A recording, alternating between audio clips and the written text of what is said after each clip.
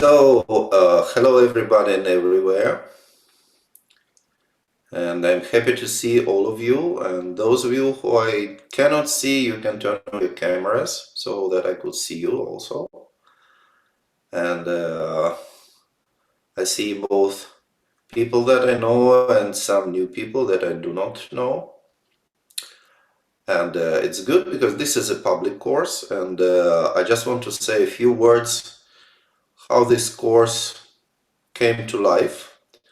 And a few years ago, me and Elio Guarisco, we started to prepare some course on presence and awareness, considering the nowadays fashion of so-called mindfulness. And we thought that it would be nice to for the Dzogchen community to present something in this field, but considering the specifics, considering special characteristics of the teaching of Chogyal Namkha Norbu. So not in general way.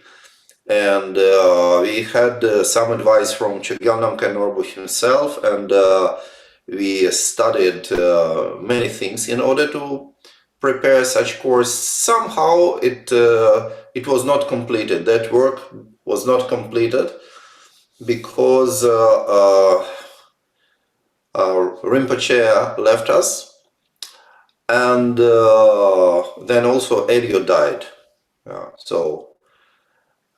But still we need to continue somehow, and this is something special, this is something good. Presence and awareness, this is not just mindfulness, which is very widespread everywhere. It's not like totally different, of course, but there are some special characteristics of Chogyal Namkha Norbu's teachings which can be applied in general for our life, for understanding ourselves better. So this course is about this, and we are not only going to listen to something, but of course we are going to do some practice. We will try to have very precise experience of presence, awareness, and in general, when we're dealing with meditation, different aspects of meditation, we will develop some experience. And also, I hope that this course can become a kind of a blueprint for people who are doing this kind of work already, like doing mindfulness courses, or maybe they're working like in yoga centers and teaching yoga, or maybe they are psychotherapists, because many psychotherapists are using mindfulness in their work.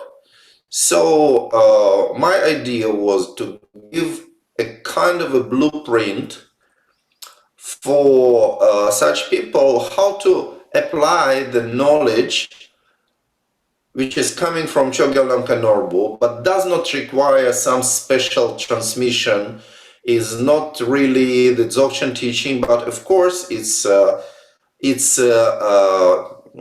permeated by the knowledge of Dzogchen. So not all courses on mindfulness are permeated by the knowledge of Dzogchen, and this, I hope, is. And why are we talking about presence and awareness? What is that? Because people are using words in a different way. So we never know, when we hear a word like presence and awareness, we really never know what people mean. Also when they say mindfulness, etc. So I just give a brief outline of what these words refer to. And of course, the best way to learn the meaning of words is to experience, to have precise, direct experience. Like, for example, one of my favorite writers was Jorge Luis Borges.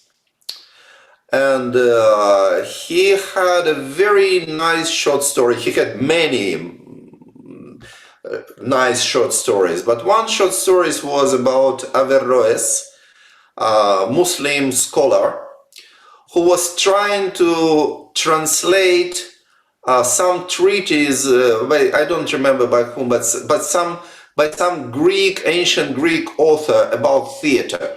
Yeah, but the problem was that in Muslim culture, theater is forbidden. So Averroes Ibn Rushd, he grew up in a culture where for a few centuries there was no theater. And then he got this treatise on theater, written maybe by Aristotle, probably by Aristotle, but doesn't matter. And then he was trying to understand what it meant, tragedy, comedy, drama, etc., etc. But he had himself no experience of what he was translating, so he was inventing things that didn't have anything to do with reality. Yeah. So of course we don't really know if Ibn Rushd really was translating that, and it was the story, but it is a good story because Borges was a very, very wise man, really, and he could understand many essential things. So in this way, when we are talking about presence, awareness, it should be connected to our experience. Yeah? And but in general, we can have an idea, general idea what this can be. And with presence, it is very simple. Presence means non-distracted presence. So the presence means that we are not distracted in what we are doing, for example. Yeah? Like for example, now, what am I doing now? Now I'm talking. And when I'm talking, then I'm not getting distracted. Getting distracted means that I start to tell some story. For example, I would maybe I could start to tell a story about Borges, yeah, and then go ahead on and continue to talk about Borges. But that would mean that I was distracted because the topic of our meeting is not Borges, yeah. But it's easy to get distracted with interesting things, yeah. Or for example, then maybe I would say, but what did I talk about? This means distracted. I remember, I'm getting a little bit distracted now, but I'm still on track. I remember I was on a very big meeting of, it was called International Transpersonal Congress, yeah? The World Forum of Transpersonal Psychology with Grof and many other like superstars. And I was one of presenters there. I was not a headliner, of course, but I was one of the presenters. And there was one headliner. He was, at that time, he was very famous in the United States. He was a kind of a teacher of non-duality, these kind of things, authorized by some important Indian teacher. And he was talking about something, and he was always referring to the time of the Big Bang. So he was explaining what was happening in the Big Bang and how our current moment is connected to that Big Bang. Yeah. And in that audience, it was in Moscow, and there were so many beautiful women there. And he got distracted. At some moment, he just interrupted. He was standing for a few seconds, and then he asked his translator, "What was I talking about?" And for me, it was very funny because when this person was talking about Big Bang, it looked like he remembered what was happening during the Big Bang. He was talking about the Big Bang as if he were a witness of that. But what has happened 1 minute ago, he couldn't remember, yeah, what he was talking about. This is called a distraction. Yeah? So easy to understand.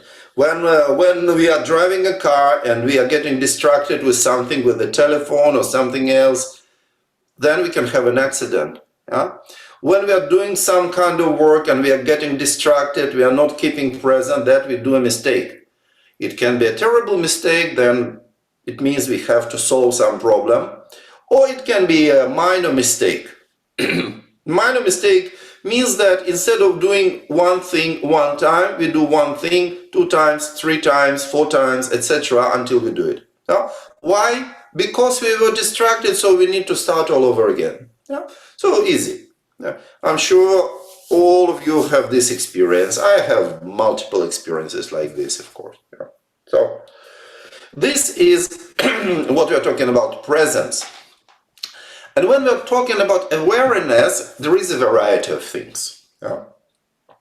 So while presence is mainly being not distracted, maintaining something, some activity or some state, some experience without distracting from it. But awareness can be different. For example, there can be ordinary awareness. And ordinary awareness is knowing our situation. Yeah? Like, for example, when we are aware what kind of laws are there in the country where we live or where we came, this is called awareness. Yeah? So, for example, if you have awareness, then we come to some, for example, Muslim country and we go to the beach, so we don't go naked, for example. Yeah, this is called awareness. Yeah?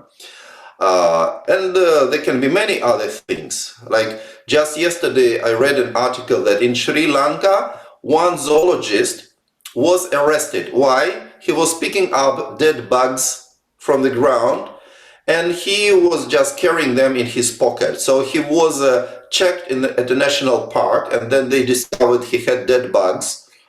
And he was put in prison for like 1 year. He spent in prison in terrible conditions because in Sri Lanka you cannot pick up even a feather from the ground and take it with you. Even a leaf, dry leaf. This is what the article said. I don't know whether it's true or not, but this can be easily an example. Yeah? This is called ordinary awareness, like knowing our situation. Yeah? And this is related very much to our ordinary education. And of course, among all these kind of things that we might know or we might not know, there are things, kind of existential things. Yeah? And one of existential things is that there are many good things in our life.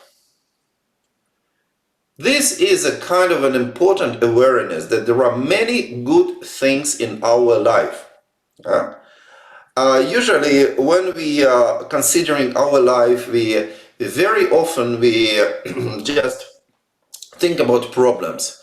We have this problem, we have another problem, so there are so many problems in our lives. And then good things we take for granted. Yeah? And since they are for granted, we don't really notice them, being too much concerned with what is problematic. So the example of this awareness is like, we have where to live. Yeah. So we have where to live. And most people take it for granted. Of course, there are people who experience being homeless. Yeah. And then when they get home, then they feel very much happiness and gratitude and satisfaction. But their children already take it for granted that there should be home. Yeah? So we can have home. We can have, of course, we can have some problems with our health, but we look at ourselves and say, okay, we still have some energy in our bodies. We can do things. Yeah? It's also important with what we are comparing. Yeah? When we are comparing our condition with what we are comparing. Yeah? So then we can feel that it's good that we have something.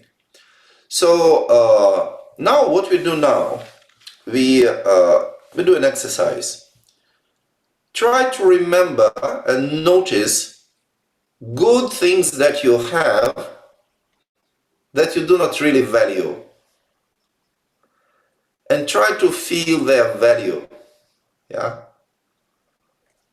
Maybe you have a spouse. Maybe it's not the perfect spouse. Maybe you are not totally satisfied.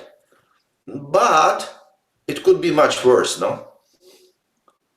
It could always be much worse. I have some friends. Actually, they already divorced. But for many years they lived together. And he's a very, very kind man, very, very quiet, very humble. And she is a strong woman, very, very strong. And of course, she was not satisfied with him. And she was always like criticizing him. She was not satisfied, like in a social way, in economic way, always. And he never complained. He was very, very patient and very humble. And then I talked to her once, and then she said, you know, after so many years, I realized what a wonderful husband I have. Yeah. And for her, it was a moment of illumination. Yeah. And then they divorced.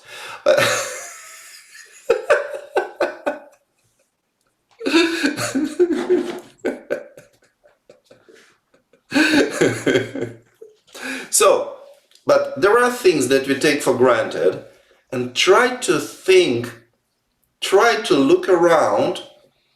I mean, also literally look around, and also look around in your mind and look around with your eyes, and notice things that are good, but you take them for granted, and that's why you don't really feel their value, and try to feel their value. Try to feel the value of your parents, for example, if they're still alive. You know? Even they are not alive, the value of the things they did to you, because maybe they were not obliged, no? Maybe they were working hard for giving you education, yeah? For example. Think about the things you know, huh? What you learned. This is also something good. Like, for example, for me, one of the most important assets in my life was my knowledge of English language. Yeah. It was not common in the place where I was born. It was not at all common. And I sacrificed a lot. I was studying a lot, and my parents sacrificed because they were paying for the classes of English. This is something valuable. But not only that, even our native language, if it's not English, for people for whom English is their mother tongue, they don't need to study other languages,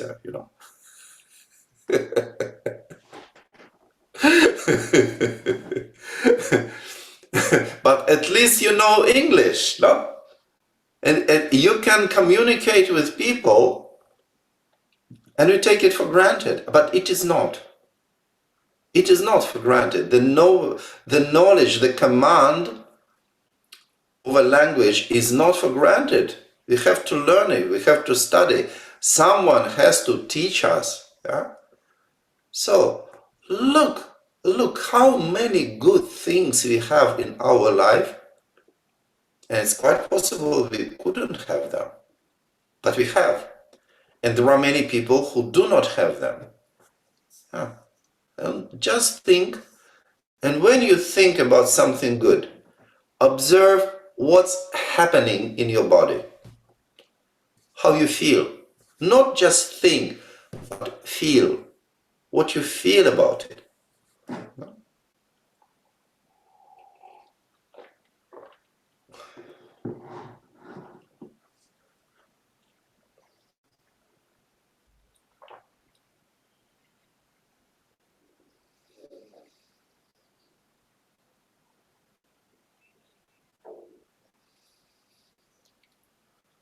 Maybe it's good friends who are not just going for parties with you and you say, this is my friend. No. But good friends who can really help you and who do really help you when you're in trouble. In the Russian language, we have a proverb which is saying that friends can be recognized in troubles. Because when everything is good, then everyone can be your friend, calling me, hello, my friend, I will do everything for you. Yeah, come to me. Yeah, come to my shop. Yeah. But friends, you can have good friends. Yeah. Good teachers. Maybe not everything is perfect, but without them, what would we do in our life?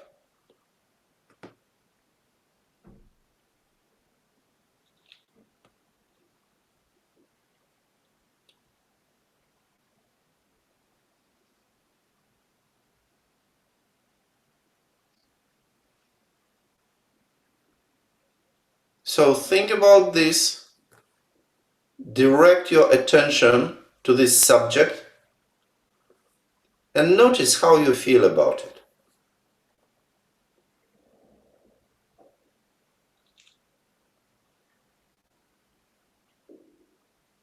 Whether it is something concrete or not. And when it is something concrete, then we really feel it.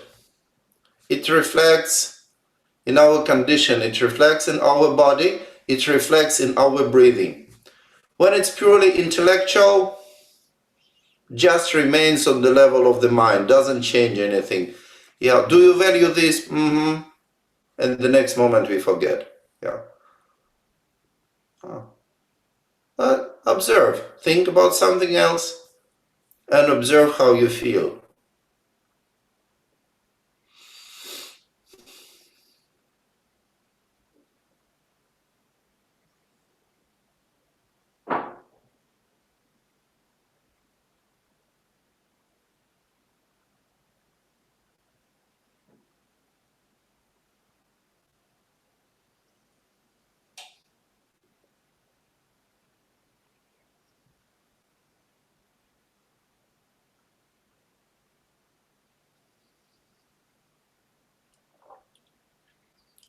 This is the awareness that counts. Something that reflects something which is touching our being. Not just something that we acknowledge. No. Okay, how do you feel?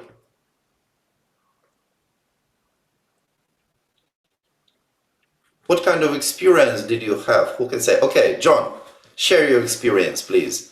It's important to share experience.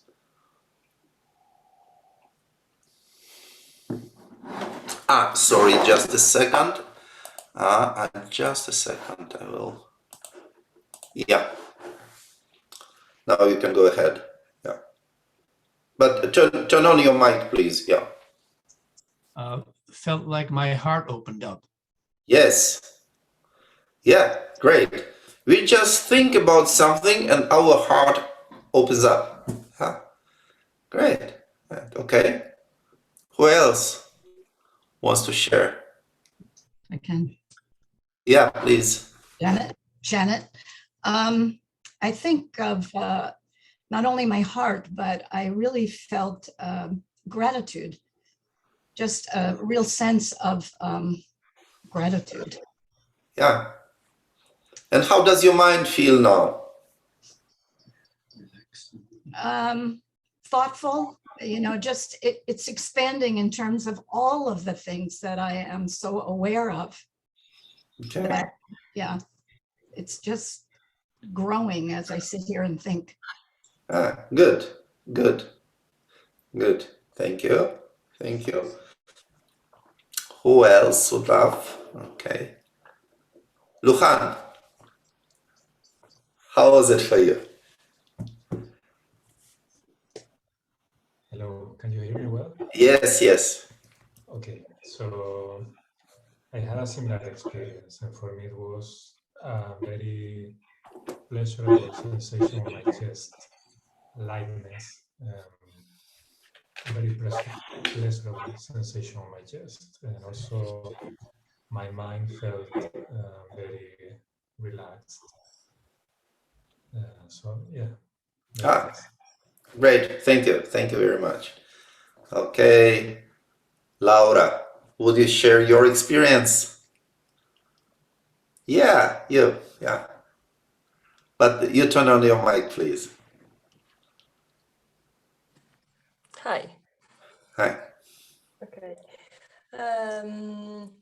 Yes, open heart, physical openness, and peace, calm, and joy. Yes. Good. But a physical sense at the heart. Okay, yes. Thank you very much. Okay, Dinesh, would you like to share? We are not going to everyone. We are not Alcoholics Anonymous. So, but at least few examples. I think for me it was similar to like the others. So a very calm, relaxed, serene, joyful mood. So you can feel the relaxation. So I shared their experience as well. Okay, thank you very much. Okay, good. And we haven't even started yet.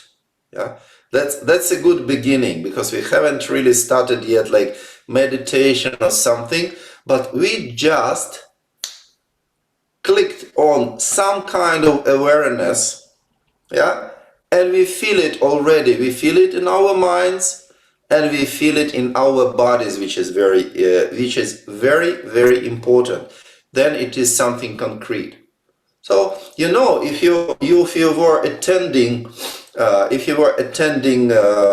some Buddhist courses, Buddhist explanations, particularly gradual path, like for example in Gelugpa, Sakyapa, etc., they can talk for hours explaining the advantages or riches or freedoms of human existence, and they go boom, boom, boom, boom, boom, boom, boom, boom, boom, boom, boom, boom, boom, boom, boom, boom, boom, boom, like enumerating this, and say, okay, but when will it finish this list? And we go to the real stuff, to like Vajrayana, Dzogchen, etc. Yeah, because it becomes something formal. Yeah, this is what Chogyal Namkhai Norbu was always saying, that when we follow this list of 18 like riches and freedoms, it becomes something very formal, and it's not necessary to think about all those things, but we should understand the essence, and this is the essence. And you see, you taste this essence and you immediately feel something. Yeah, you immediately feel something, because I'm teaching, like I'm a teacher of Santi Mahasanga, which is a kind of a Buddhist program of the Dzogchen community. And we have this kind of things in that program also. And it is required that people do like at least 1 day of practicing this, yeah, of this kind of things. And then they're asking me, but okay, I'm sitting, I spend 5 minutes, I understand everything, that this, it's easy to understand. What should I do for the rest of the day? Yeah, for another like 8 hours of practice or something, what should I do?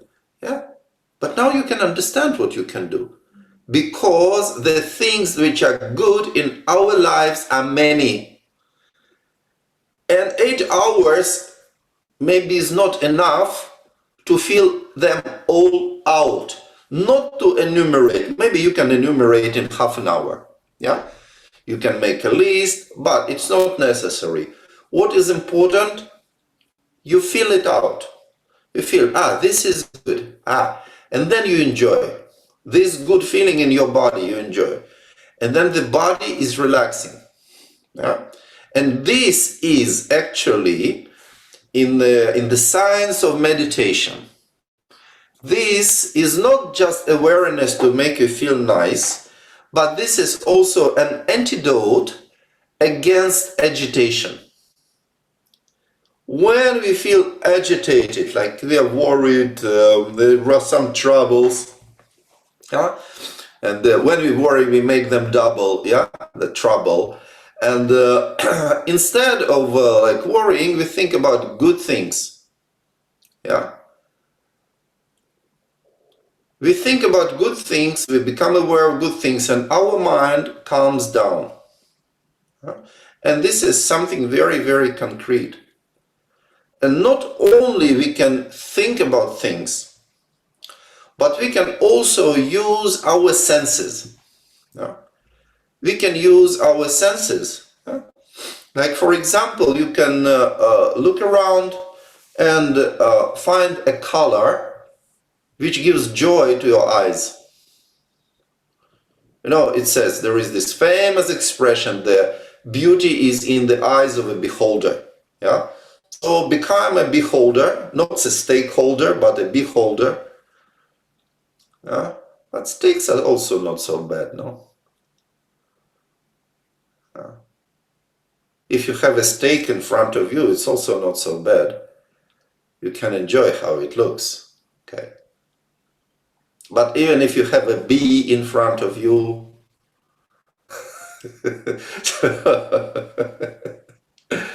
So look at a nice color in front of you.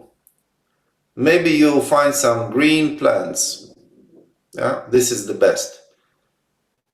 You see, I have a plant behind me. It's aloe vera. Yeah? Yeah. And green is usually good for eyes. Yeah? So look around and find a good color. Maybe it's just some stain, or maybe it's a piece of fabric, some ornament, but find good color and try to feel why you like this color. Why you like this color? It means you notice that you feel something about this color. This is something good which is around you.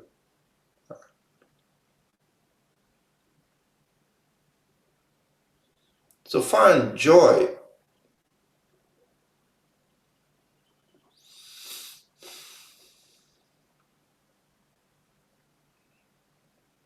And I can give you a simple hint how to find good colors.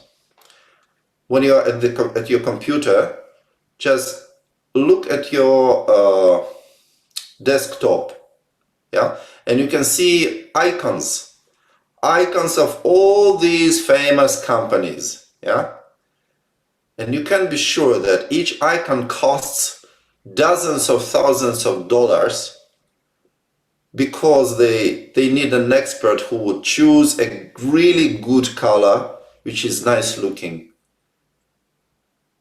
There is no single icon that looks ugly, no? They all have beautiful colors. So you can enjoy these colors.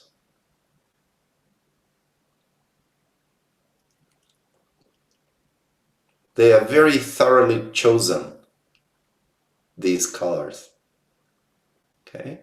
And if you discover that there is nothing there particularly beautiful, okay, take a mirror.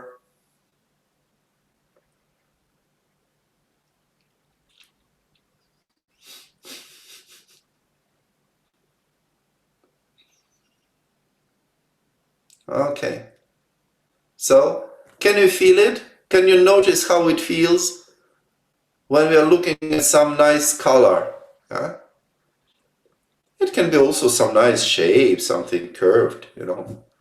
Yeah, for me, for you, it can be different, you know, some different shapes.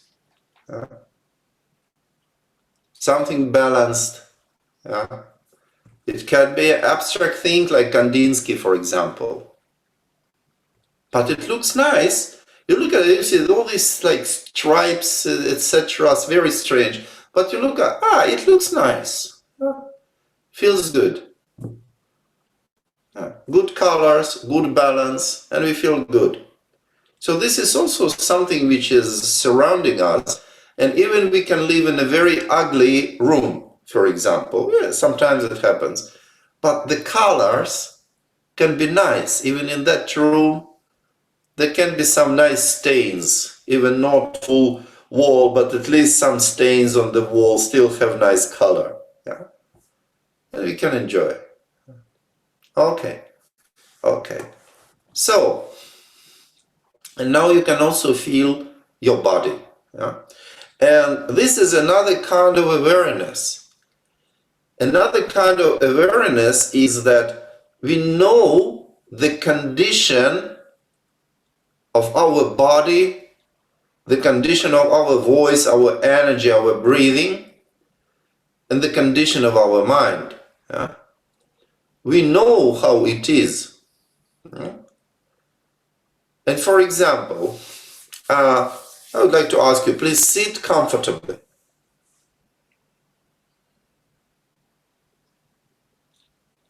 Yeah, please sit comfortably. Well, I can see about 25 people on my screen, and more than half of these people are moving. It means that you were not sitting comfortably. Yeah? Why? Was it requested by your government? to sit uncomfortable way? Well, probably in some countries, probably yes. Yeah. Now governments in some countries, particularly in Europe, they're asking their citizens to live most possible uncomfortable way without heating, without eating. Yeah. But nobody was forcing you to sit uncomfortably when you have a possibility to sit comfortably. Yeah? So why did you need my invitation or my permission, yeah, to sit comfortably? Yeah, yeah. Maybe some of you now are thinking, he got me really, but next time I won't be caught at this trick. People are always caught with this trick, really. Most people, yeah.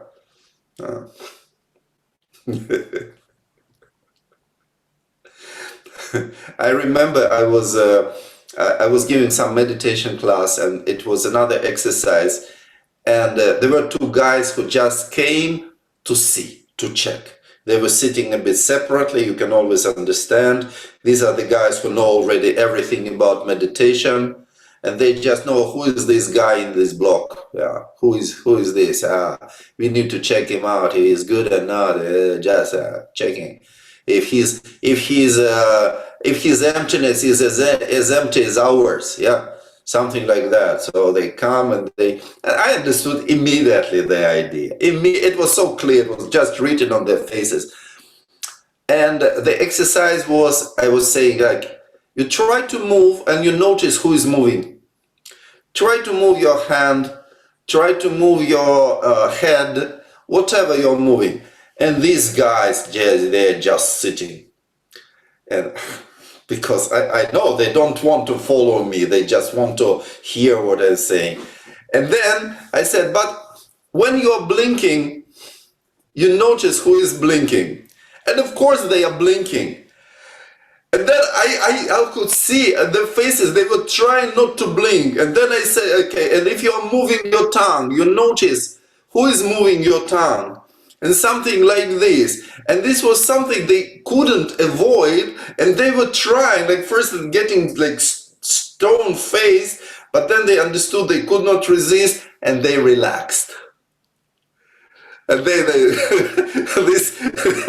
this severe look, it was gone. they started to follow a little bit, so it was really funny. So we are sitting comfortably. Why we aren't sitting comfortably? Why? Because we are not present and we are not aware. We are not aware of our bodies. We are not aware how we feel. Yeah? And sometimes you ask people, do you feel comfortable? And they say, yes, I can stand it. Yeah. But if you can stand it, it's not comfortable. For many people, if you can stand it, it's already good, it's already comfortable. But this is not something that you would like to continue. So we sit really comfortably and enjoy our position. Yeah. Sitting comfortably.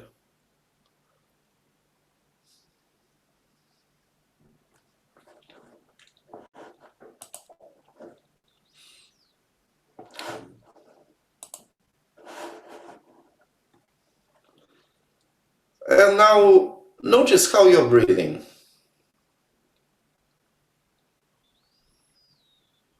If you're breathing slowly or fast.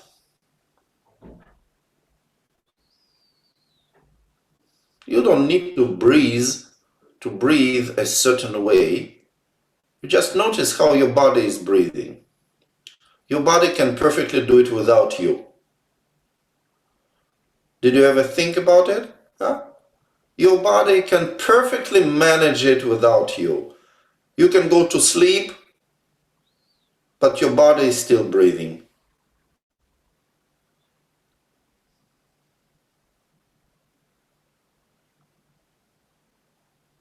So, is your breathing slow or fast?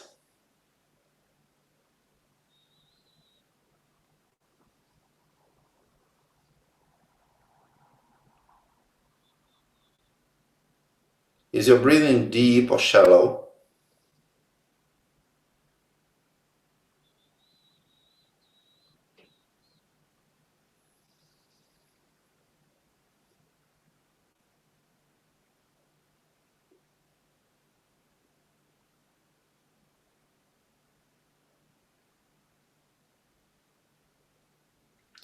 Is your breathing smooth or rough?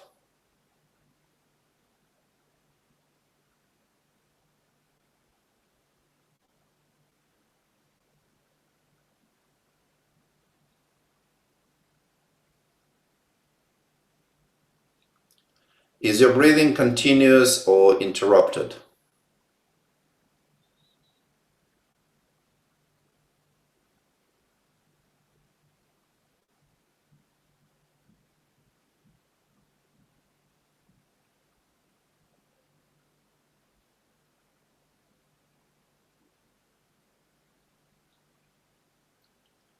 Is your breathing even in inhalation and exhalation?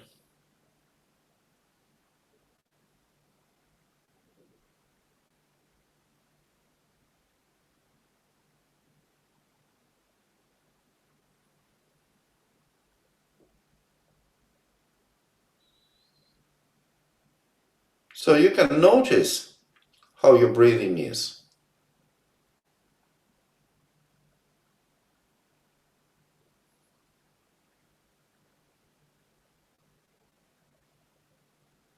Then you can also notice how it is related to the sensations in your body.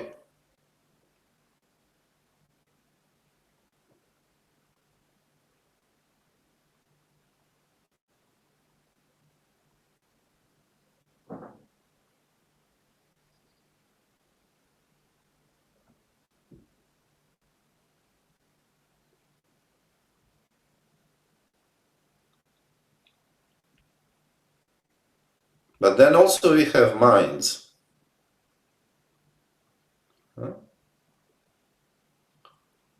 So, if you have mind, okay, I assume that everyone does, but you can never be sure. Because who knows? That's going to be a very big problem very soon. When the technology develops, it will be very difficult. Even now, people are talking to chatbots and they don't know they're not talking to real people. And you know what is a Turing test? So this famous mathematician, British mathematician Turing, who was a kind of one of the forefathers of cybernetics, of computers. And he had an idea of a test.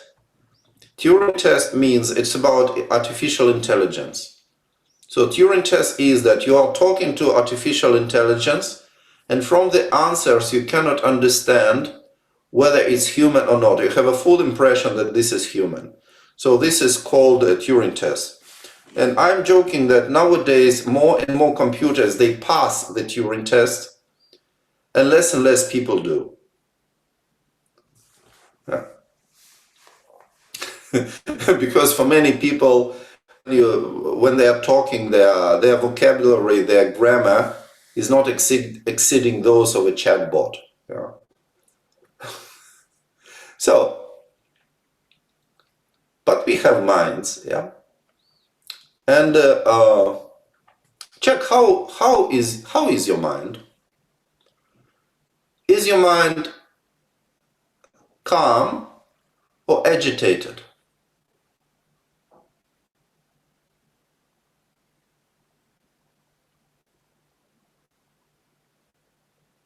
Is your mind sleepy, sluggish, or is it bright, wide awake? Just check. These are the basic characteristics.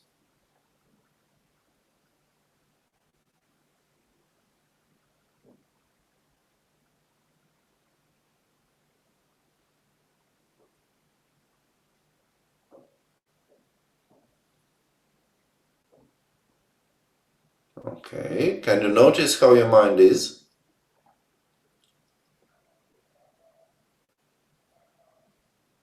Is it moving or is it still?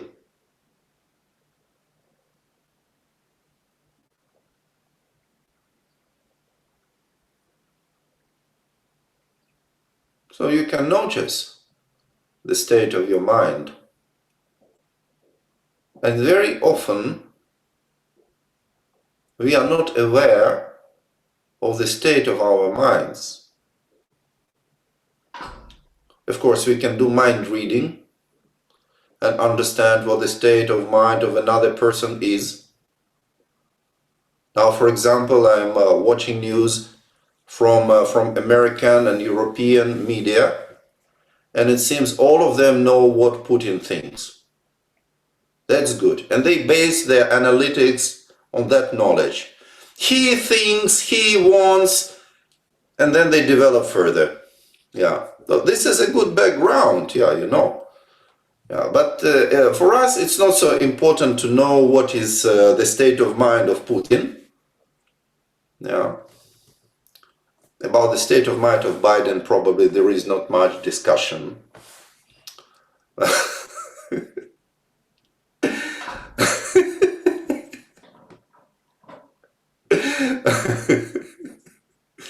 But it's important to know one's own state of mind.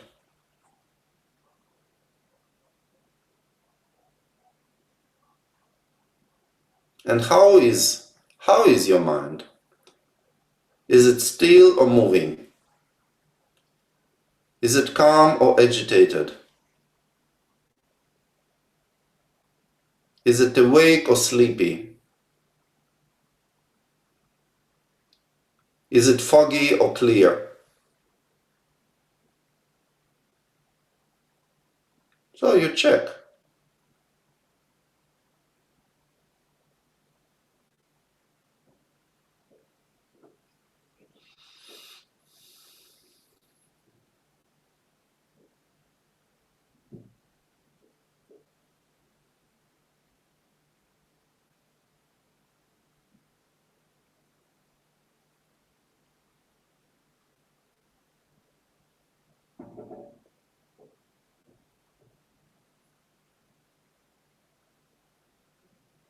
Okay. So tell me, did you discover where you should look to understand how your mind is?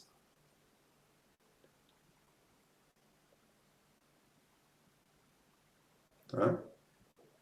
Do you know where you should look to understand how your mind is? You know somehow whether your mind is agitated or calm, right? Okay, it means that you know where you look. Maybe if you try to tell me, then there is a problem. But somehow you can understand. Yeah? So it's good. So this is something very, very important, because very often we don't know the state of our minds. For example, we don't discover that we feel jealousy, or we feel pride, or we feel desire, or we feel fear. Yeah. Oftentimes we do not recognize our own fear. This is a state of mind, fear. Yeah. So where should we look to see this fear? So this is how we develop what is called an eye of consciousness, or eye of mind. Huh? We start with simple things. We start with detecting whether our mind is calm or agitated. It's easy, no? To understand whether mind is sleepy or awake. Yeah. And then slowly we start to understand where we should look to understand, to see the state of our minds. And this is not something we have for granted, this capacity. This capacity is learned. Usually we learn it indirectly. Yeah. Meditation is a direct way to learn it. There are many people who cannot understand even what is the state of their body, if their body is relaxed or not. There are many, many people like that. So I'm sure that if any of you is doing like body-oriented therapy, then you know that there are people who do not recognize how their bodies are. Yeah? And also the breathing and also the state of mind. So in this way, observing how is our mind, moving or calm, we are developing this capacity to notice the state of our mind. And this is awareness, knowing the state of our body, how our body feels, knowing how our voice is functioning, how our energy is circulating, how our breathing is. Because, for example, if we are talking too much, then our breathing becomes disturbed, and then we are forcing our breathing, and then we start to speak shallow, and then we speak faster, and then we exhale more than we inhale, and then in the end we cannot sleep, for example. Why? Because we don't recognize the condition, the state of our breathing while we are talking. Some people feel that they need to tell many things as much as possible. But it's much better if we know how we are breathing while we are talking. Trying to make breathing even, inhalation and exhalation. Then we are not getting tired so much when we are talking. I have to do this because I'm talking a lot, because this is a kind of work. I have to talk to people. Of course, we're meditating, but also I have to talk.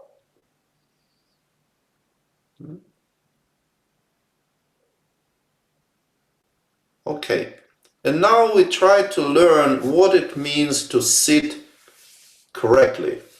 So, and the principle is very simple. Not just sitting comfortably, but sitting straight. But what does it mean to sit straight? We also need to understand what it means to sit straight. There is a quotation from a very important teacher of meditation, in general, a Buddhist teacher, Jigme Lingpa, very famous. And he is explaining how we sit. And literally what he is saying, that when the body is straight, then the channels are straight. When the channels are straight, then prana energy is straight. Then when prana energy is straight, then the mind is straight. So literally like straight. But what does it mean? Straight. Yeah? It means balanced, harmonious. First of all, it means balanced, well balanced. So first of all, we try to find a proper balance of our physical body. Actually, without this, we cannot sit comfortably. Because when we are not balanced, it means we need to do some work. It means that our body is working to keep us vertical. Vertical and balance is not the same. You know, this is a huge evolutionary leap. It was a huge evolutionary leap when apes started to walk on 2 legs, not on 4. Because then we have 2 hands which are free for doing different things. Good things, bad things, but at least doing something. Because when you are walking on your 4 legs, then you have no hands. They are busy. They are legs, not hands. And when you are standing on 2, you have so many possibilities that you didn't have before. Yeah? So many. Yeah? So it was a huge evolutionary leap. But then it requires balance. Yeah? It requires balance. So we find balance of our body.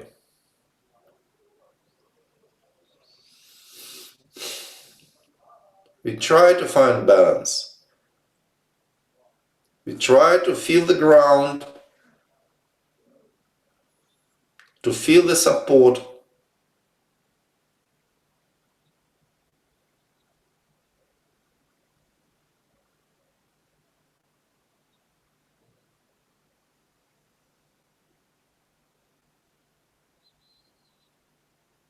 And try to find balance.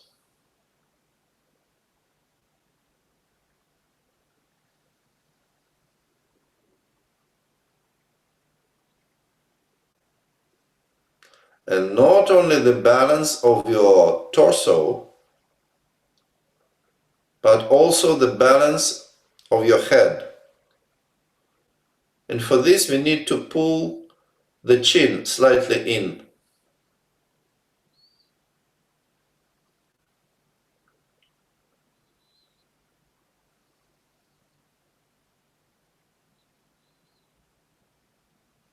So when we balance our body, we also open up our body.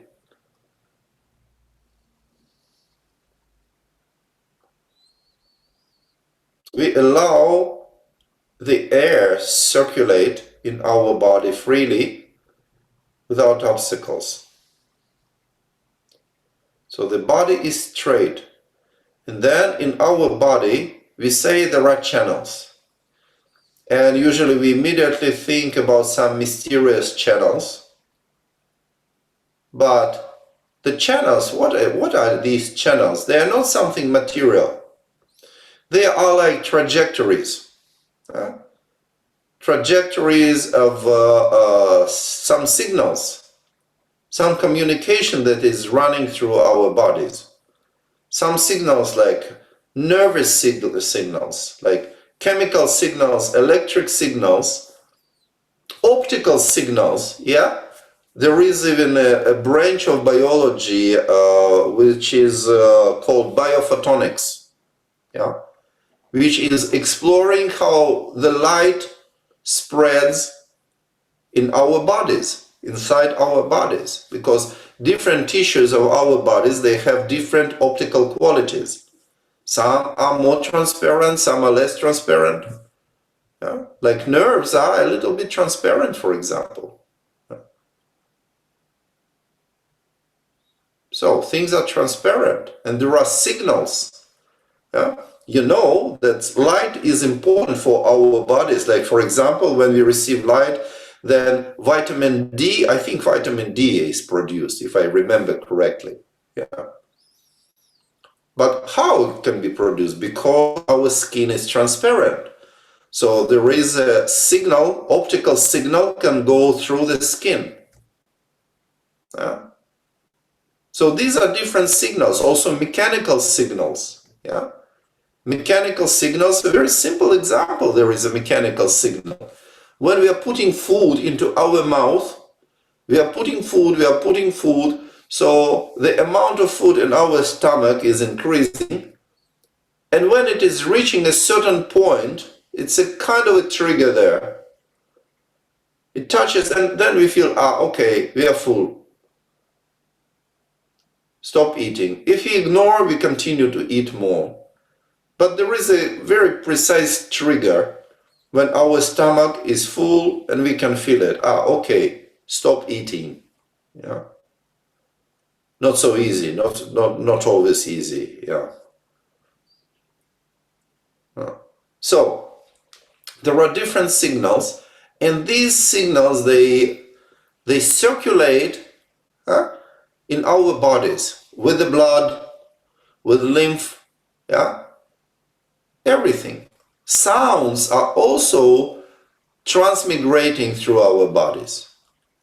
And all these signals, they have their trajectory, they have lines how they are spreading. And these are channels. It means the communication in our body happens normal way. But of course, sometimes if you do autopsy, yeah, a nice thing to do autopsy, yeah? Everyone will sooner or later go through this, you know, more or less. So if you do an autopsy, then sometimes, of course, we can discover certain channels, yeah? But sometimes we see, oh, there is no channel like this. But it doesn't mean that there is no channel. There is no material support, no material base for these channels. But for example, I'll give you a very, very simple example.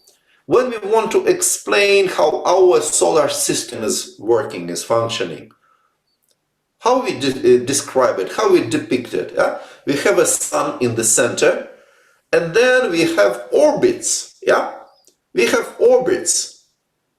There is an orbit, almost circular orbit of Mercury, and then Venus, and then Earth, and then Mars. Yeah? And then also we can have a more elliptic trajectories, orbits, yeah? Or parabolic like comet. Yeah? So when we say these orbits, do they exist or not? Do they exist or not? And of course they exist. But okay, if we travel to the opposite side of the orbit of Earth, across on the other side of Sun, and we tried to find something material showing that the Earth was passing here, we don't find anything, right? But the orbits, these paths, they exist, yeah? Also like power lines in the magnetic fields, etc. Yeah? So in this way, the signals circulate in our bodies. And when we have something on their path, they are not circulating well, yeah? If your breathing is contracted, yeah, then it's not circulating well. Then maybe your muscles are tensed. Then some signals do not circulate well. Yeah? Like for example, if you always lean forward, yeah, for example, if your head is always like leaning forward a little bit, then your muscles have to keep it, and then these muscles, they get tensed. And when they're tense, that they do not allow the signals, electric, chemical signals, going through nerves to go to the brain and from the brain. Yeah? And then also the blood supply is not good. Yeah? So what we need to unfold it, to open it, to straighten these channels. And straighten does not mean being a straight like a straight line. It's relative. Yeah? What we call straight is very relative. This is how we feel, not how we look like. Yeah? So, I give a very simple example. Do you know how optic fiber looks like? Yeah? It looks like coils. Yeah? It's coiled. But if you look inside an optic fiber, what you see? It is coiled from outside. But if you look inside, what you see perfectly straight line. Yeah, this is optics.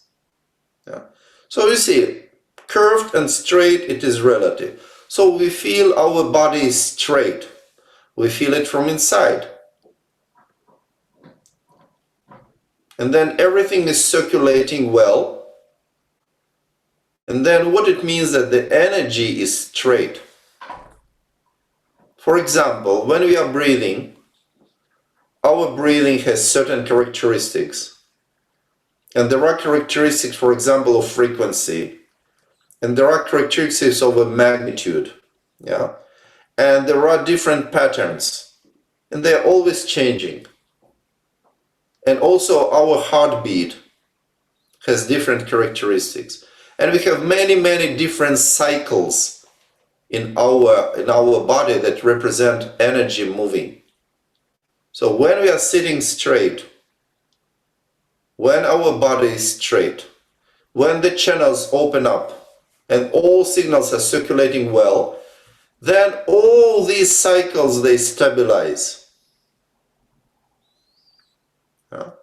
They stabilize. So the breathing becomes more even, the rhythm of your heart becomes more even. Yeah? And other things as well. So it feels harmonious. The breathing is the same frequency, is the same amplitude, is the same pattern. It doesn't mean you are making it the same, but it becomes even by itself. And then what you notice? Then you notice that the state of your mind becomes calm, stable, and clear. If all these disturbances become harmonized. Yeah. Okay, so let's try to experiment with our bodies and see it. And when we say this famous sevenfold posture, yeah, position of Vairocana, it means first of all we are sitting comfortably and stable. It says cross-legged, but it's not necessary to be really cross-legged. Cross-legged makes a good support for our body if you are sitting on a floor. If you are sitting on a chair, we just need a good support, stability in our position. And then our back is straight.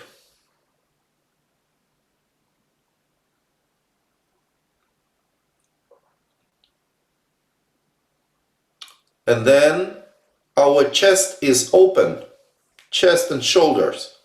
Because if it's not open, that we cannot breathe normally. So we keep it open.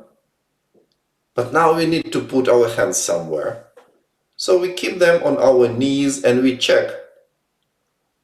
We put our hands in the way that they help to keep our body, our chest open. There is no really precise position because we all have different proportions. But you check. You can experiment with your hands. You can move them and then you feel the different feeling in your body. Yeah. And find the position of most comfortable position. Like with the balance, you find the most comfortable position.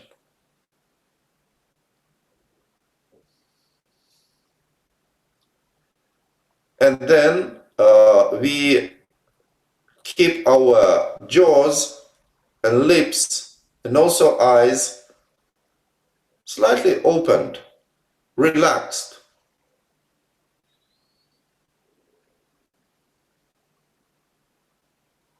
So this is a position, because usually we accumulate a lot of tensions, particularly in our jaws and our eyes. So we relax our eyes, we relax our jaws.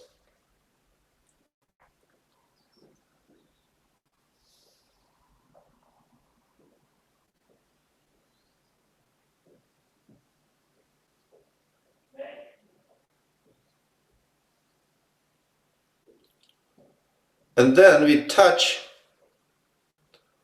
the tip of our tongue to our palate, right behind the upper teeth. And then you can notice that even though your mouth can be slightly open, when you put your tongue like this, then without any effort you are still breathing through the nose, not through the mouth.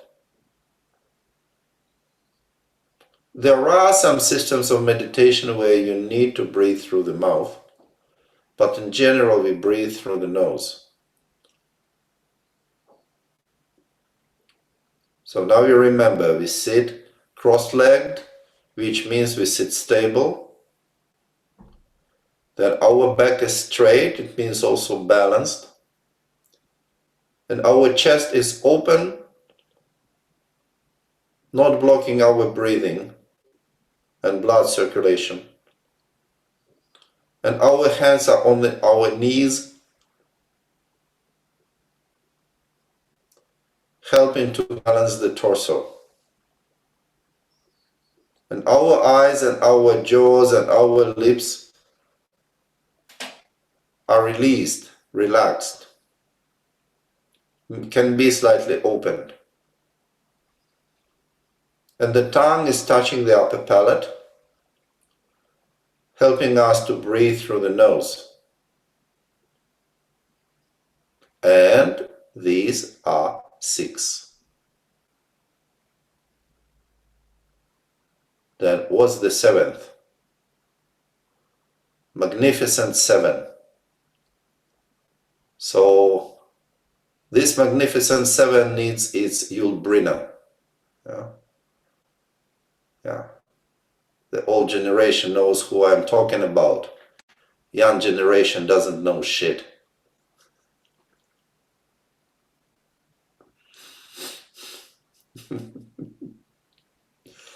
Okay, so here Yulbrina is the whole body is relaxed but under control. If you saw movies with Yulbrina, like particularly Magnificent 7, then you know, relaxed but everything is under control. Yeah. So, and what it means, what does it mean? Relaxed, okay, but what does it mean under control? Under control means that we are present in all our body. This is the control. It doesn't mean that we are restricting the movement. It means that we know how our body is everywhere. We feel our body. There is a way to control, like not letting people do anything, you know? But there is a way to control just to know what they are doing. So there can be different ideas of control.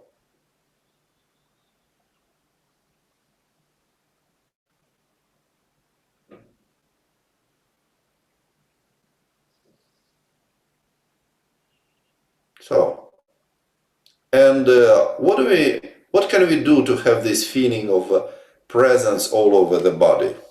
Right? We can feel as if our head is suspended in the air. So for this, we are slightly pulling the chin in, not only for the balance. So we feel as if our head were hanging from the air on a rope. And we can have this kind of feeling in all our body. But without being tensed. So this requires some practice. Okay. What we do now, we are learning to sit, knowing how our body feels. And our body feels stable. Our body feels straight. So it's better if we practice this not leaning on anything. Because when we are leaning, we cannot really say if we are balanced or not. Also, leaning is blocking the circulation in our back. Blood circulation, lymph circulation. And our hands help us to support our body, but not with muscles, but through the balance, like a counterbalance to our shoulders.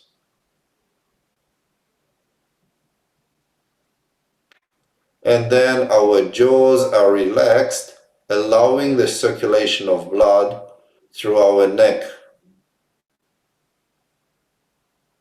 And our eyes are relaxed as well.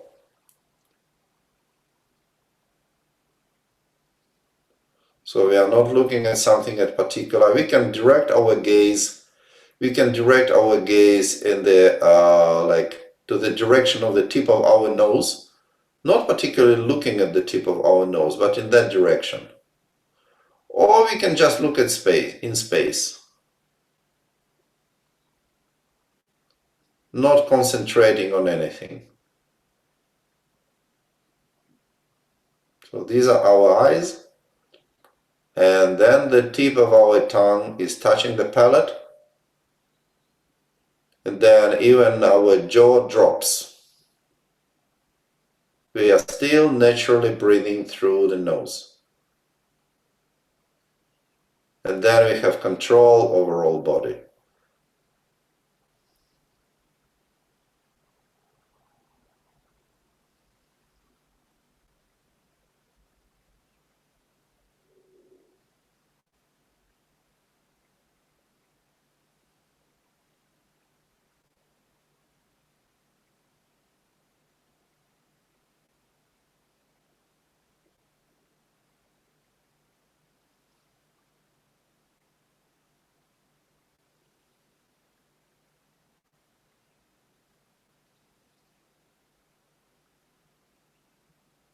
It should not be tiring, because it's supposed to be comfortable.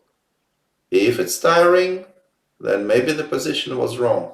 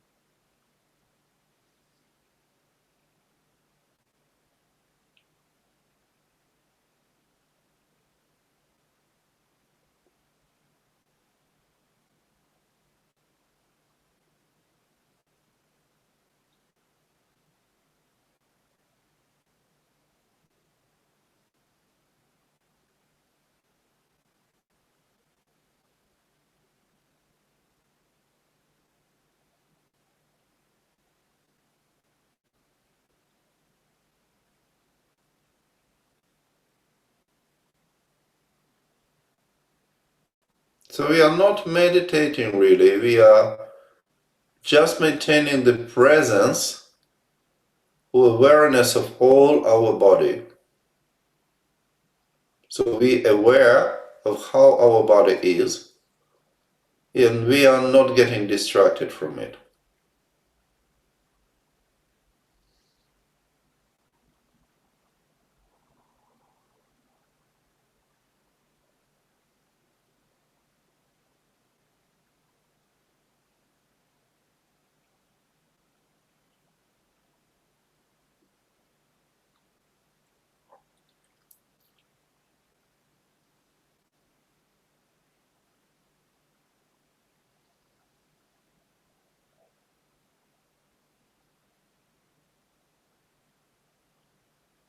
Okay,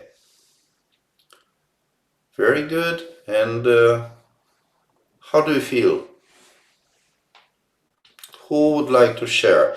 I cannot see everyone on my screen. I can see only like 24, 25 people. So if you want to say something, you have a kind of a virtual hand on your panel. So you can raise your virtual hand and I will ask you to talk.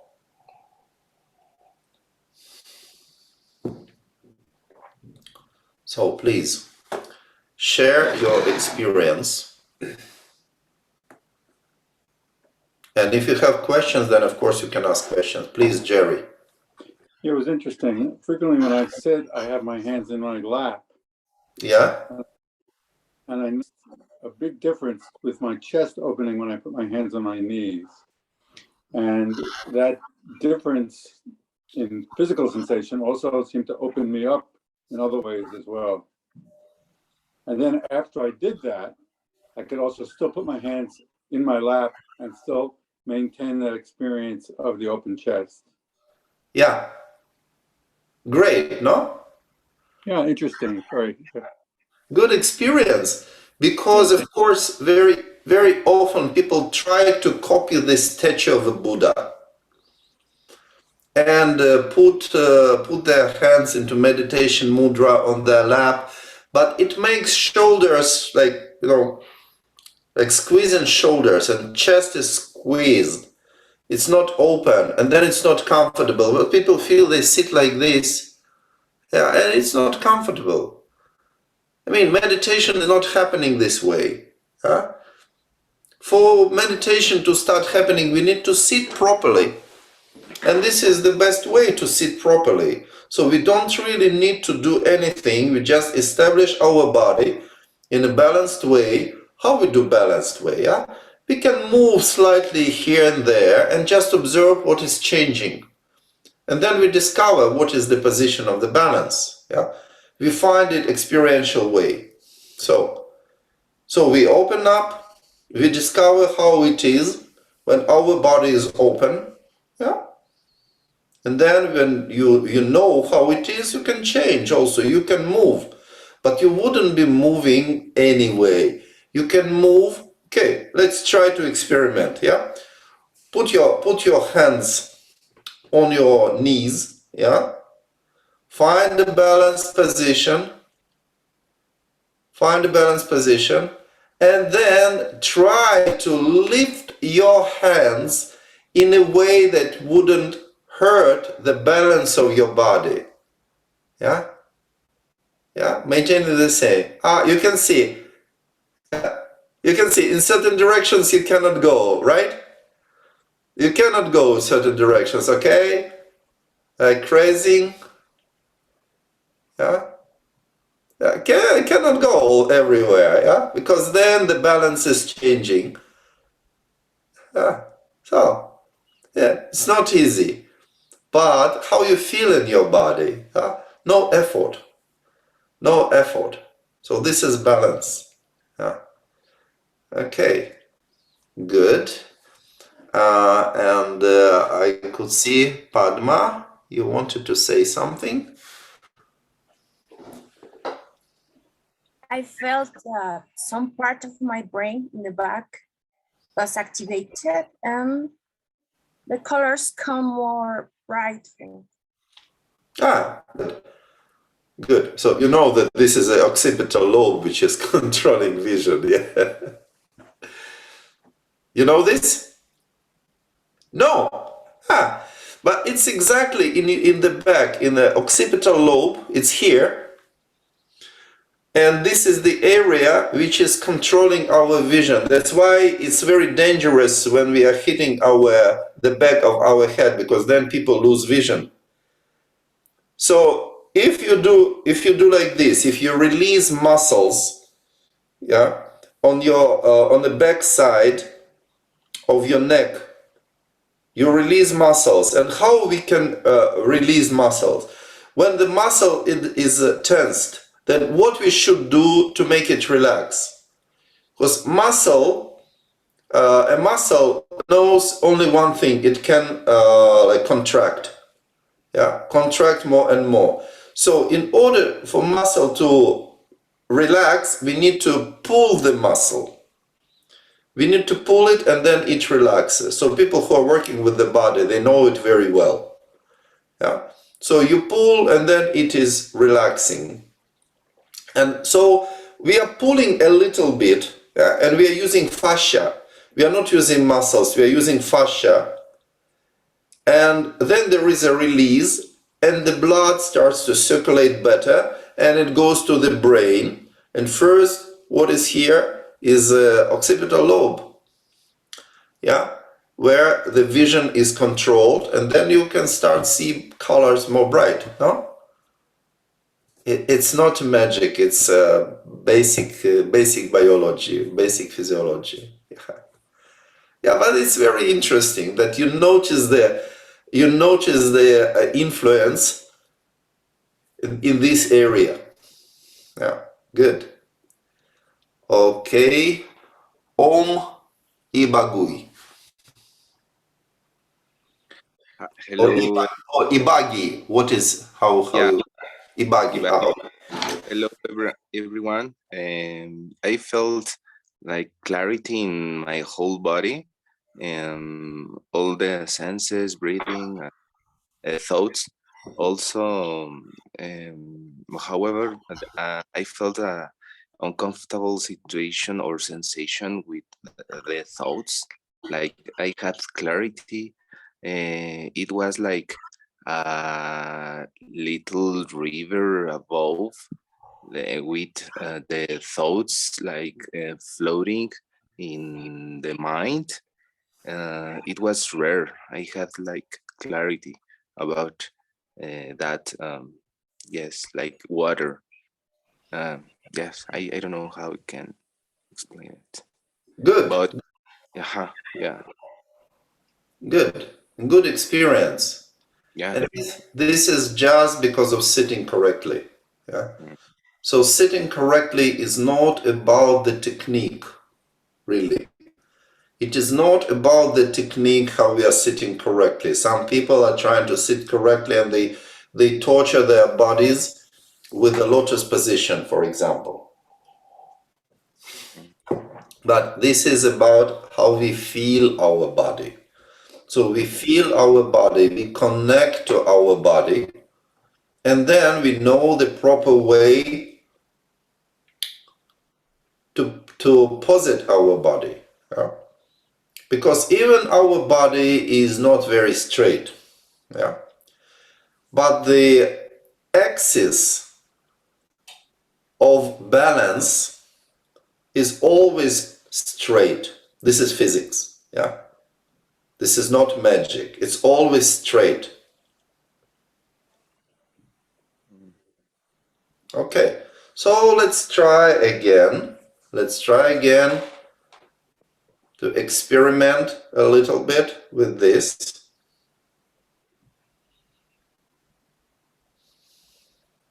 So we find a balanced way to sit and we make our body straight.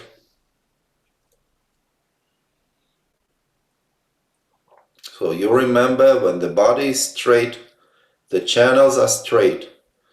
When the channels are straight, then the prana energy is straight. And prana energy means, first of all, breathing and also heartbeat. It can mean many things, also craniosacral rhythms. It's all about prana energy, and it is stabilizing and becoming harmonious, coherent. It is important, it's becoming coherent. So the energy is straight, means energy is harmonious, coherent, and balanced. And then the mind calms down and clears up.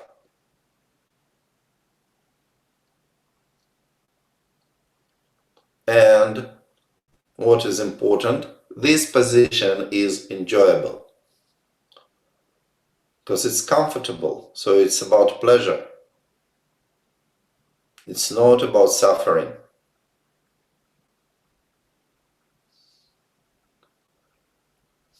So sitting stable, and you can find the proper position of your legs. Adjust the position of your legs to how you sit, to the height of your seat, to the proportions of your body. And if you split your legs a little bit, then you can find that it can be more stable position.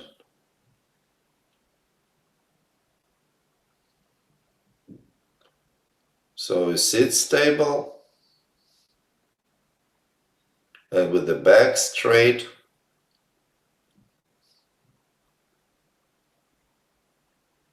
Particularly not curved in the waist. Sometimes it's explained that the vertebrae are like a stack of coins.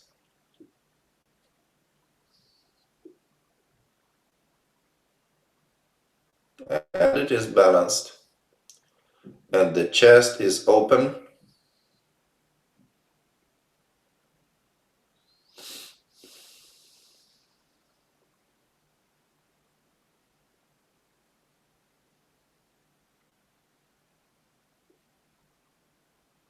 And hands help to counterbalance the chest and shoulders.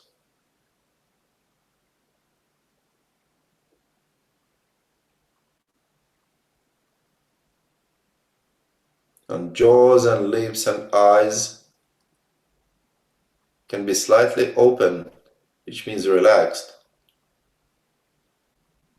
But the tip of our tongue is touching the palate behind the upper teeth. And even though our jaw can be dropped a little, we are naturally continuing to breathe through the nose without making a special particular effort.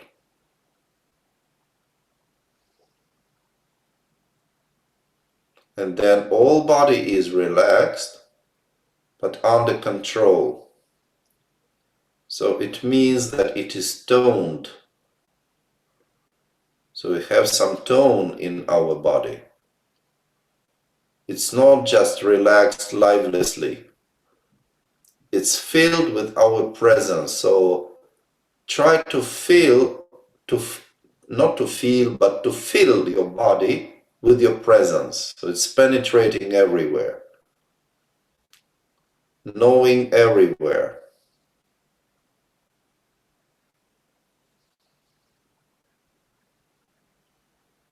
And then you just enjoy this position. Continuing to be in relaxed way, relaxed, but alert. Because this presence, this control gives alertness to our state. So it means relaxed, but under control.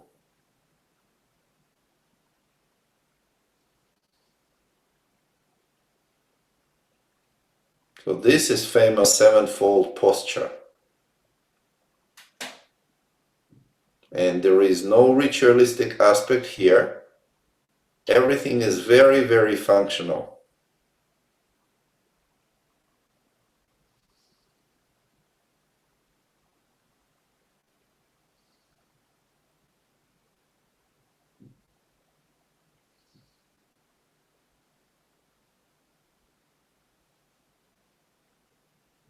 And we are just maintaining the presence of awareness of our body. So control means awareness in this case. And we are not getting distracted from this awareness.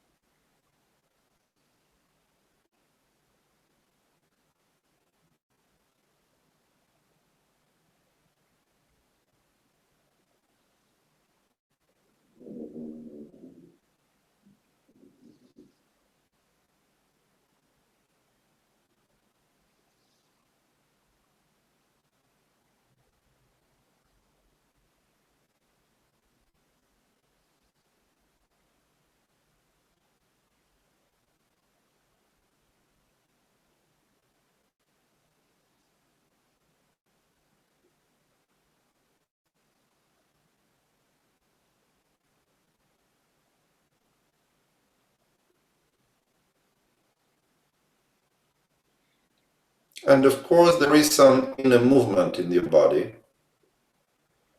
And when you're sitting like this, maybe you can notice that some of your tensions can relax. And when some tensions are relaxed, they are released in your body, then the balance of your body changes in this situation. So when it happens, you just adjust your balance.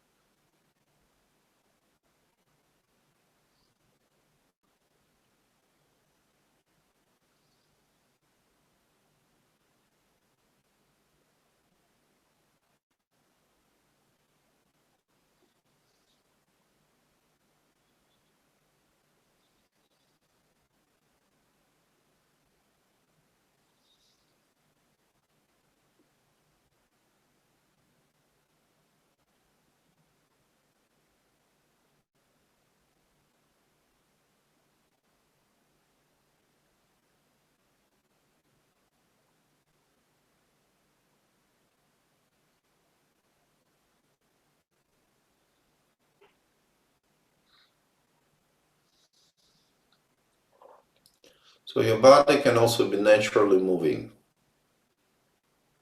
not because you're doing something, but just because there are different processes.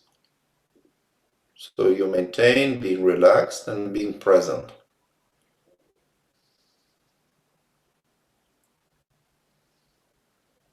Don't freeze your body, but know what's happening.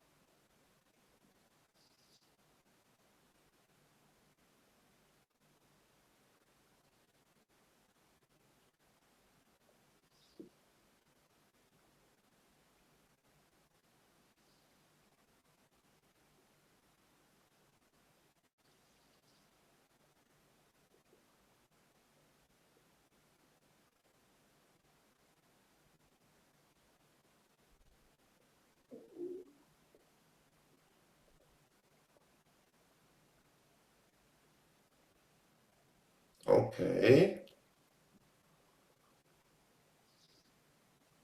And now it's good to move a little bit, maintaining the balance of your body and noticing how your movement is generating the sensation in your body. So you notice the connection between your movement and your sensation. Not just moving mechanically, but then feel your body, feel your movement from inside, not just this mechanical idea that this is something which is moving in a Euclidean space, but it is the sensation which is moving. Okay.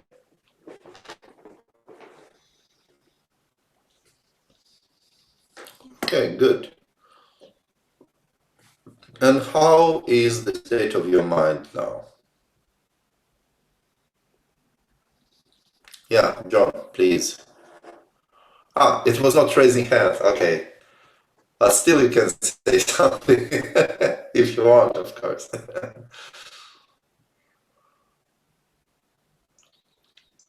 I had some surgery on my shoulder, so I'm experiencing my pain in my shoulder. Okay. Sorry. Okay. Okay. Who wants to say something? Yes. How was it for you? Because we were not doing anything. We were not doing anything. We were just being present. Yeah. And with the awareness of our body, in all our body under control. Did it have some results? Did it have any effect on your condition? Red, please. Yes, feeling very calm and spaciousness. Yeah. Yeah, amazing. I haven't really done this before. Yeah. I keep noticing myself close my mouth. Yes. And then my eyes are sore. I think I'm not relaxing my eyes, so I close my eyes. Yeah. Okay. When you notice it, it's already good. You are noticing, and most of us, we have this tendency of clenching our teeth, you know, like they do a kind of wire and they can crack it. Yeah. So we have this tendency of blocking, and partially it's because we have so many unspoken things. So many unspoken things we want to say, but we are not allowed to say. By ourselves, first of all, we are not allowed to say. But then our muscles do the movement. When we want to say something, our muscles do the movement and it is not released. And then this tension is accumulated. And then the blood is not circulating well. Yeah. And also in our eyes, we want to see more and we are accumulating tensions. So slowly, we are noticing it's happening and we are leaving it more free. Yeah, and we are relaxing that. Okay. Monica, please.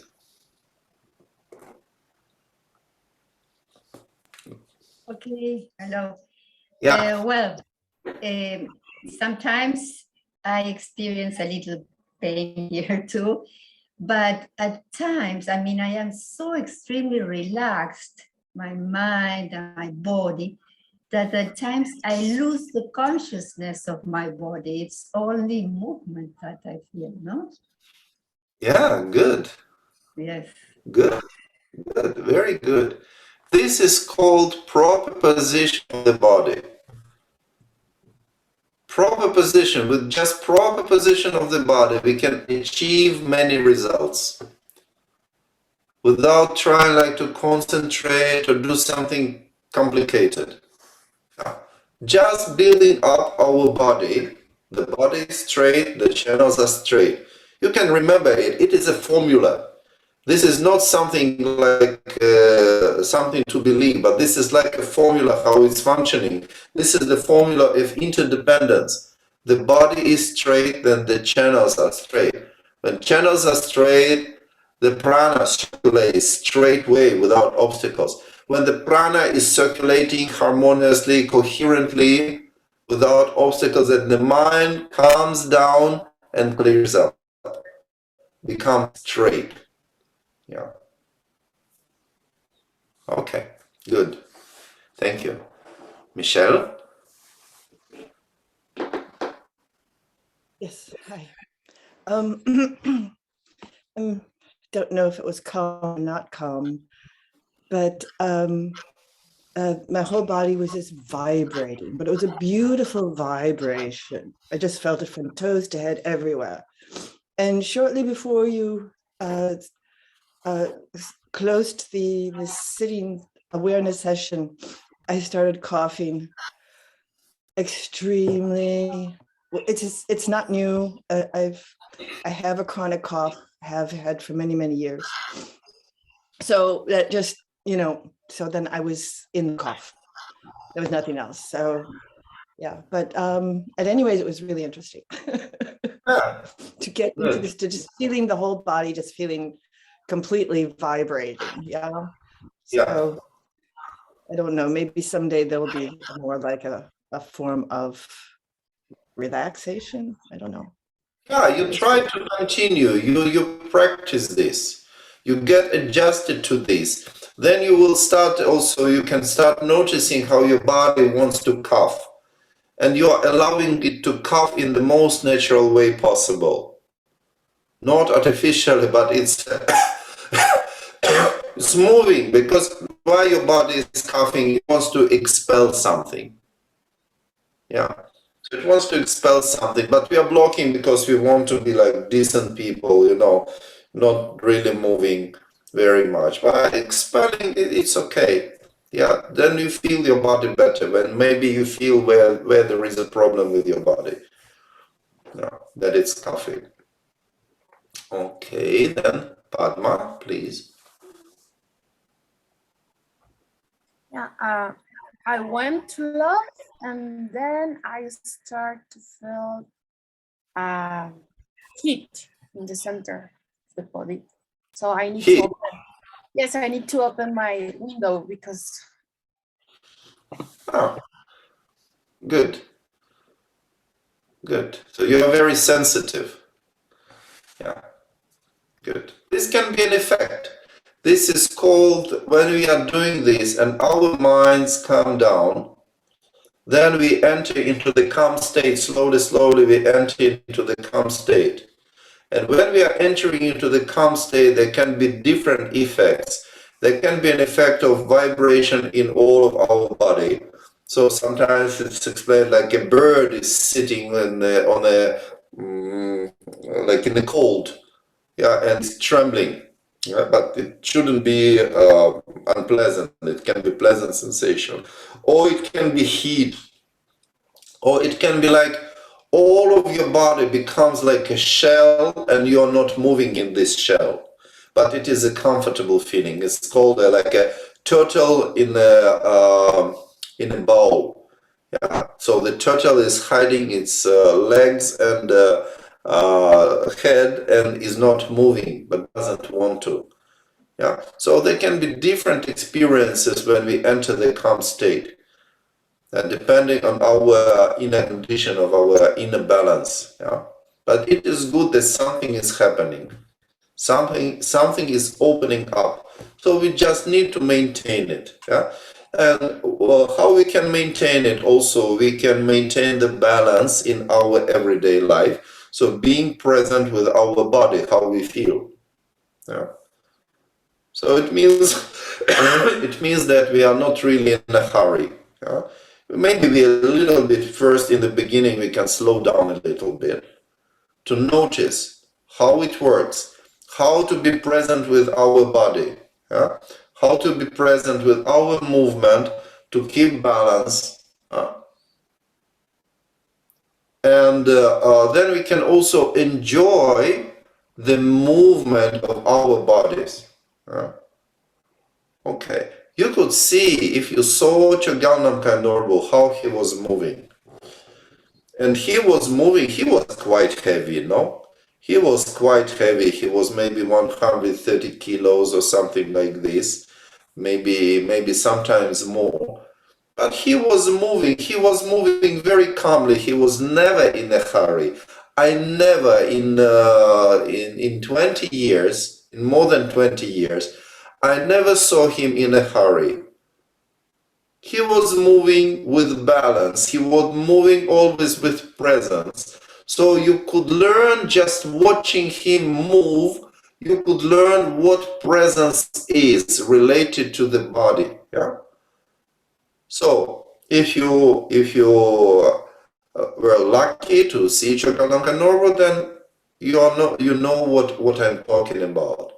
It kind of, even with a big mass, but still you can have a gracious movement when you maintain balance, and then you walk, and there is a kind of dignity in this movement. There is no hurry, because when we are in a hurry, we are losing our dignity. You know, when we're moving, yeah, there is no dignity in that, no?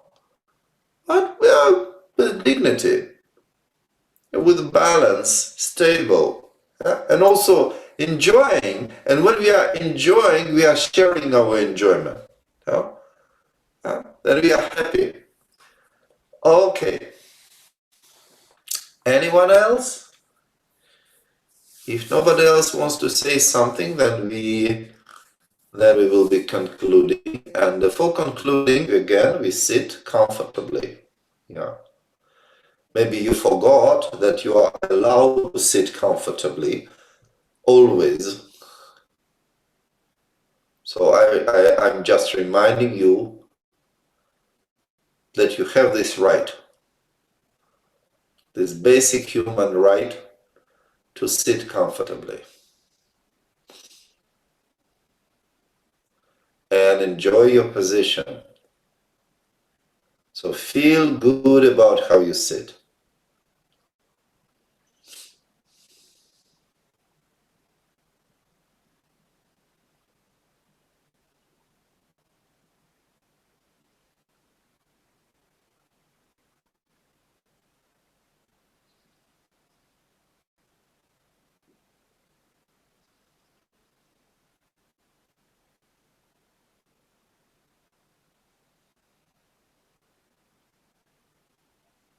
Whole body is relaxed, but under control.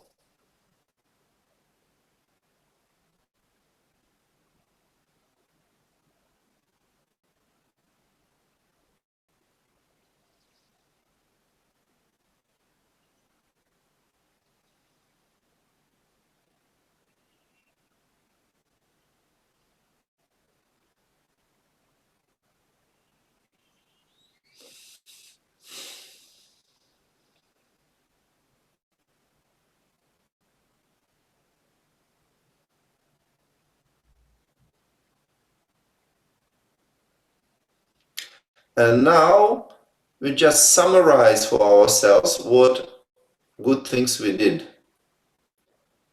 And we enjoy what we did. We enjoy the awareness that we did something good in these 2 hours.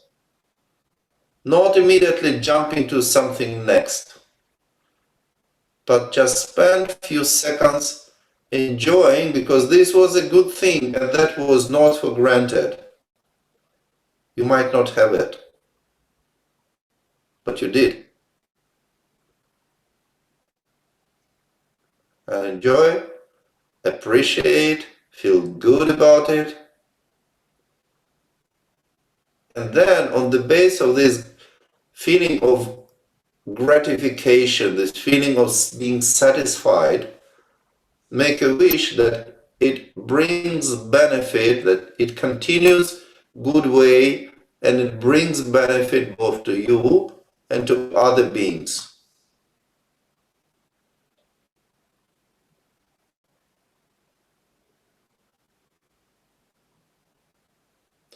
Okay, so we finish for today, and we are going to meet next week.